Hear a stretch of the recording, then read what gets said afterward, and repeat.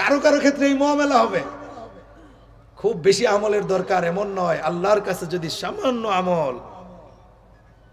বাচ্চারা 40টা হাদিস পড়ে না, এই হাদিসের মধ্যে একটা হাদিস মুখস্থ করে, আখলিস দীনাকা ইয়াকফিকাল আমালুল কালিল, তোমার ঈমানকে খাঁটি করো, অল্প আমলই নাজাতের জন্য যথেষ্ট হইবে।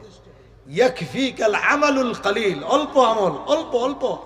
खूब तहज्जुद पढ़ने वाला, खूब तहज्जुद गुजार, खूब नवाफिल पढ़ने वाला, खूब जिक्र अस्कर करने वाला, बारहा हज करने वाला, बारहा हज करने वाला, যদি তার মাঝে এই ফখর আসে, আমাকে হাজী সাহেব বলবে,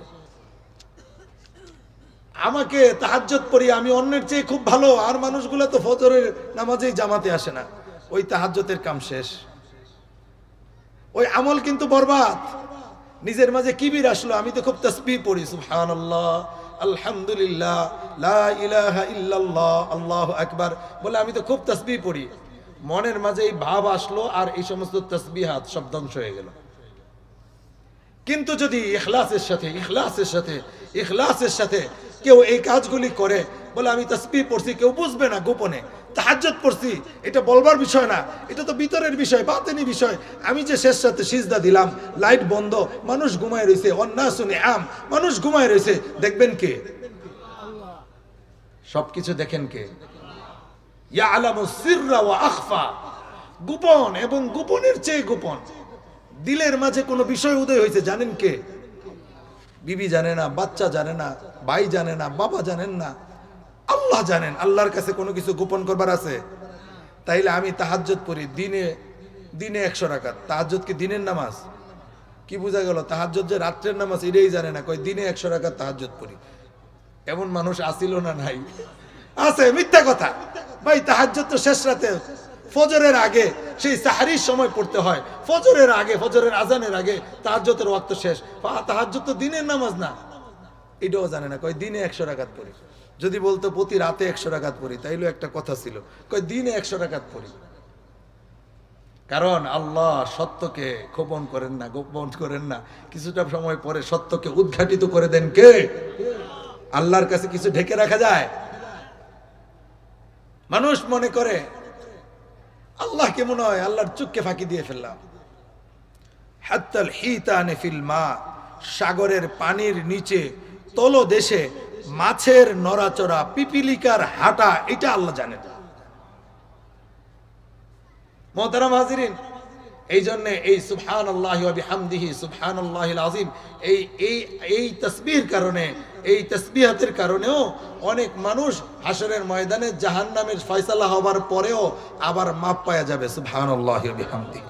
মুহতারাম হাজিরিন, মুহাদ্দিসিনে কেরাম এই হাদিসের ব্যাখ্যায় বলেন, শুধু সুবহানাল্লাহি ওয়া বিহামদিহি সুবহানাল্লাহিল আযীম এই কালিমা না, যে কোনো আল্লাহর বড়ত্ব আর বড়াই বর্ণনা করার কালিমার দ্বারাও এই ওজনের পাল্লা এগুলি ভারী হবে। এই জন্য দেখবেন আল্লাহ নিজের প্রশংসা সব জায়গায় জুড়ে দিয়েছেন। একটু আগে একটা বাচ্চা, এই মাদ্রাসারই ছাত্র, বিশ্বমানের তিলাওয়াত করেছে, অত্যন্ত সুললিত কণ্ঠে, বিশুদ্ধ হরফের মাখরাজ, সিফাত, মদ এগুলি সব ঠিক রেখে বিশুদ্ধ তেলাওয়াত করেছেন, আন্তর্জাতিক মান পর্যন্ত। এই মানের তেলাওয়াত হারামাইন শরীফাইনে শোনা যায়। এই বাচ্চাটি এই মাদ্রাসার, এই গ্রামে গঞ্জে এমন মাদ্রাসা আছে যে মাদ্রাসার বাচ্চাগুলি পৃথিবীর তাবৎ মুসলিম দেশসমূহের ছাত্রদের মধ্যে, আরব আজম এরকম বিভিন্ন বিশ্বের বিভিন্ন ছাত্রদের মধ্যে বাংলাদেশের ছোট্ট মক্তবের বাচ্চাটা, হিফজখানার ছেলেটা 1 নম্বর হয়ে আসে। সুবহানাল্লাহ, এটা বাংলাদেশের গৌরব। মিশরে, দুবাই, সৌদি আরব, ইরান, কাতার সব জায়গায় কম্পিটিশনে গেলে বাংলাদেশের হাফেজ ফার্স্ট। এই মাদ্রাসাগুলোকে ছোট মনে করার কোনো সুযোগ আছে? এই কোরআনে কারীমের প্রথম সূরা হলো সূরাতুল ফাতিহা, ফাতিহাতুল কিতাব, সূরাতুশ শিফা, সূরাতু সাবউল মাসানি। এই সূরা ফাতিহার 16টার অধিক নাম আছে।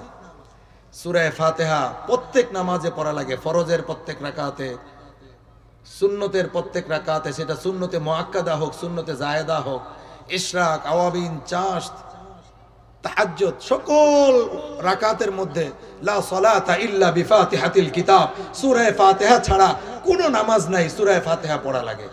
সূরা ফাতিহার প্রথম আয়াত কি? अल्हम्दुलिल्लाहि रब्बिल आलमीन। तमाम तारीफें साबित है, अल्हम्दु तमाम तारीफें साबित है ले रब्बिल आलमीन, दोनों जहान के पालने वाला के लिए समस्त प्रशंसा उभय जगतेर प्रतिपालक मालिक अल्लाह ताआलार जन्य। प्रशंसा होबे कार? এই প্রশংসা জুড়ে দিয়েছেন আল্লাহ, প্রশংসায় খুশি হন আল্লাহ। আমল নামা ভারী হবে আমার আপনার, আর প্রশংসার বাক্য দ্বারা খুশি হন কে? আলহামদুলিল্লাহ ঢুকাই দিয়েছে। নামাজে দাঁড়াবেন, কার বড়ত্ব বর্ণনা করা হয়? আল্লাহু আকবার, আল্লাহ সবচেয়ে বড় है, আল্লাহ সবচেয়ে আলা है, আল্লাহ সকলের চেয়ে বড়। আল্লাহর বড়ত্ব বর্ণনা কইরা তাকবীরে তাহরিমা মানতে হয়। বড়ত্ব বর্ণনা করলেন কার? খুশি হবেন কে?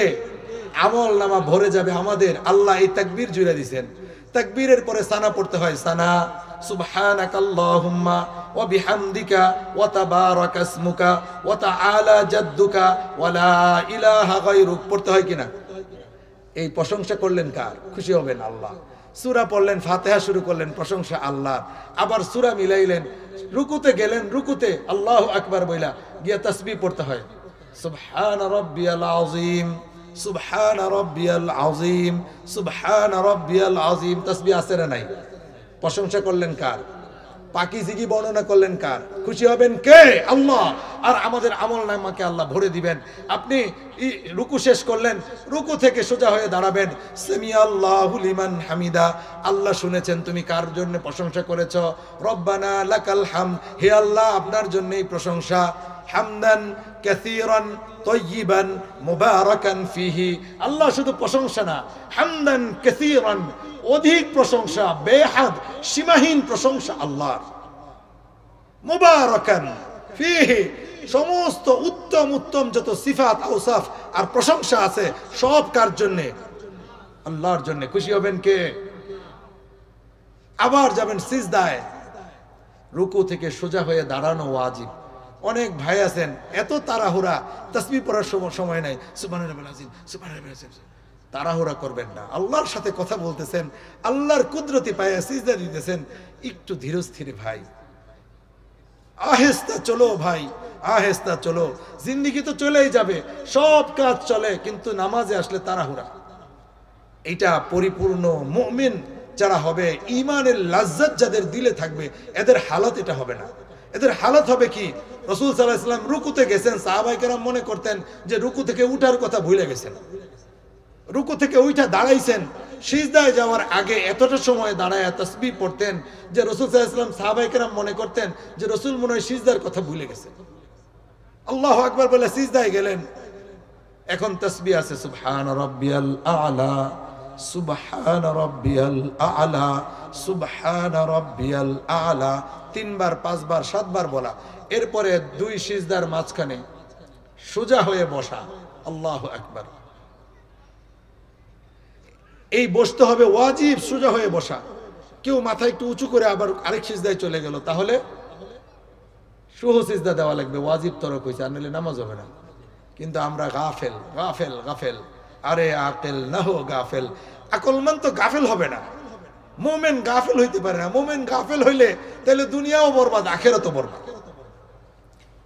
মুহাদ্দিসিনে কেরাম বলেন যে এই যে তাসবিহাতগুলো পড়া হয়, ওই সুবহানাল্লাহি ওয়া বিহামদিহি সুবহানাল্লাহিল আযীম, এই তাসবিহ দ্বারা যেরকম তামলাআনিল মিজান, নেক আমলের পাল্লা ভারী হয়ে যায়, এই সকল তাসবিহাত দ্বারাও নেক আমলের পাল্লা ভারী করে দিবেন কে? এইজন্য মোহতারাম হাজিরিন, তাসবিহগুলি ধীর শিস্তে পড়তে প্রস্তুত আছি তো আমরা? নামাজে তাড়াহুড়া করব না। আল্লাহ সহিহ নেহজের উপর ভালোভাবে ইতমিনানের সাথে মুতমাইন কলব, একেবারে প্রশান্ত হৃদয়ের অধিকারী হয়ে নামাজ আদায় করবার তৌফিক দান করে। মোহতারাম হাজিরিন, আমি খুতবার মাঝে যে আয়াত তেলাওয়াত করেছি, মহান আল্লাহ রাব্বুল আলামিন বলতেছেন, ওয়ালানাবলুওয়ান্নাকুম বিশাইইম মিনাল খাউফি ওয়াল জু'i ওয়া নাকসিম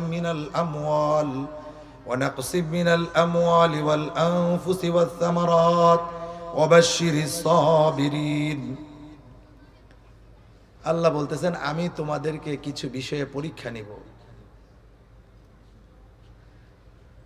আল্লাহু আকবার।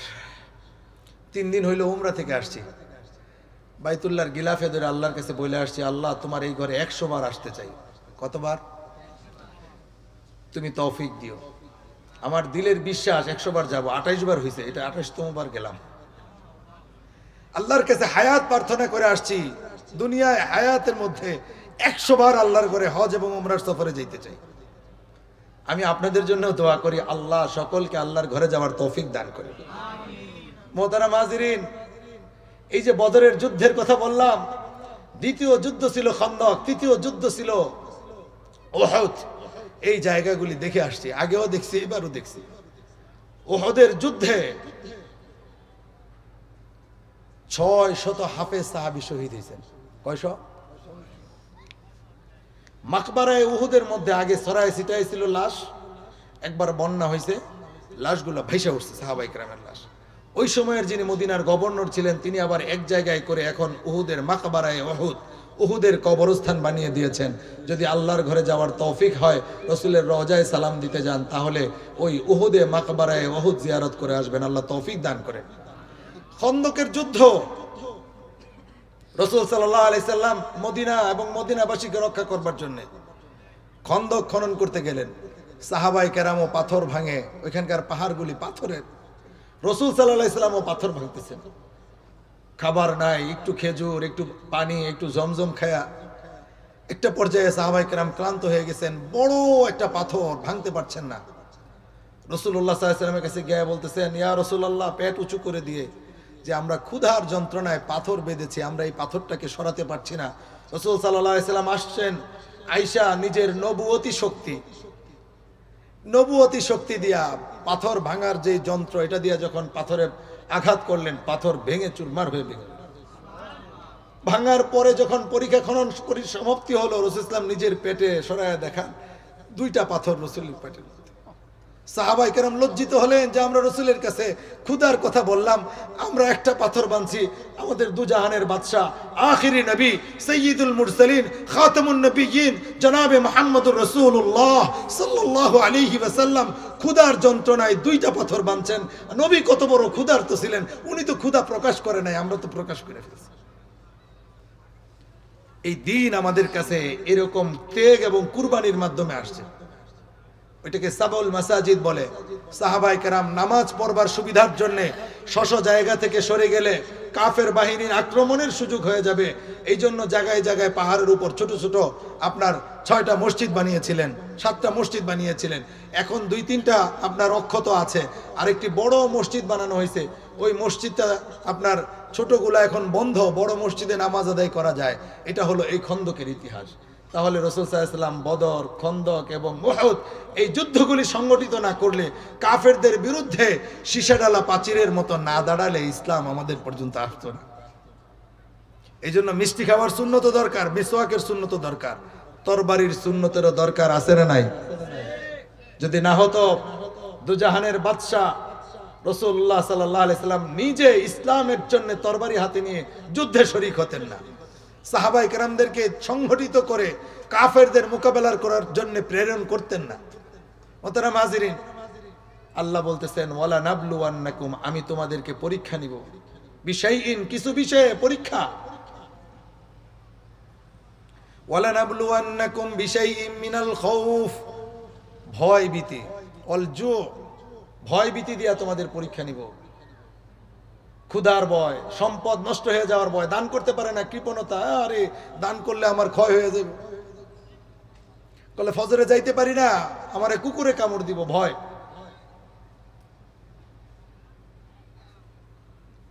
তবলিগের লাইনে বাইর হইলে আমার 40 দিনে অনেক ক্ষতি হয়ে যাব, ব্যবসার ক্ষতি, ভয়। শয়তান এগুলা ঢুকাই দিবে দিলের মধ্যে। বলে ভয় ভীতি দিয়ে তোমাদের পরীক্ষা নিব। কখনো বিভীষিকাময় পরিস্থিতি তৈরি হবে, ঈমান হাতে রাখা আগুনের আংরা হাতে রাখার মতো হয়ে যাবে। কখনো এমন হবে দ্বীনের ধারক বাহক তারা বিপদগ্রস্ত হবে, আওয়ামদেরকে দ্বীন থেকে সরাই নিতে চাইবে। কখনো এমন হবে আলেমদের পায়ে ডান্ডা বেরি পরানো হবে, কখনো এমন হবে আলেমদের হাতে হাত করা পরানো হবে, বলে ভয় দেখাবে যাতে মানুষ ঈমান ছেড়ে দেয়।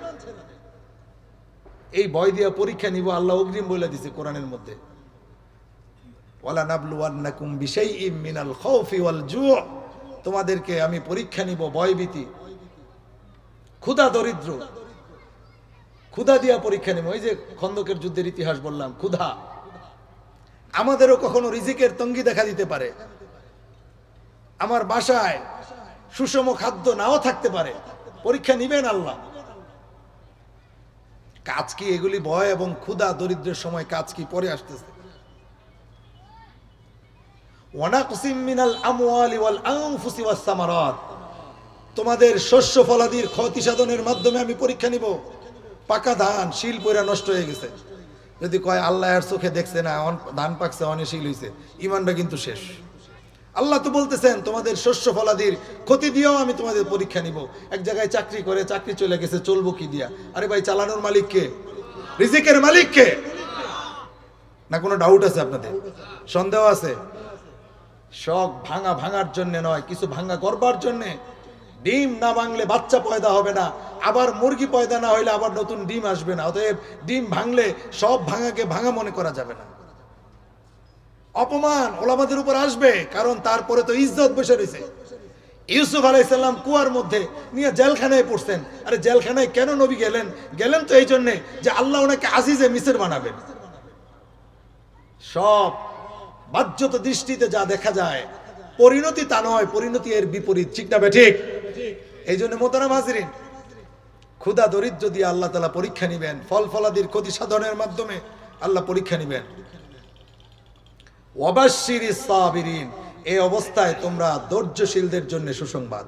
অতএব আমার জান মাল, ক্ষুধা দরিদ্র, শস্য ফলাদির ক্ষতি সাধন হলে আমরা ধৈর্য ধরবো।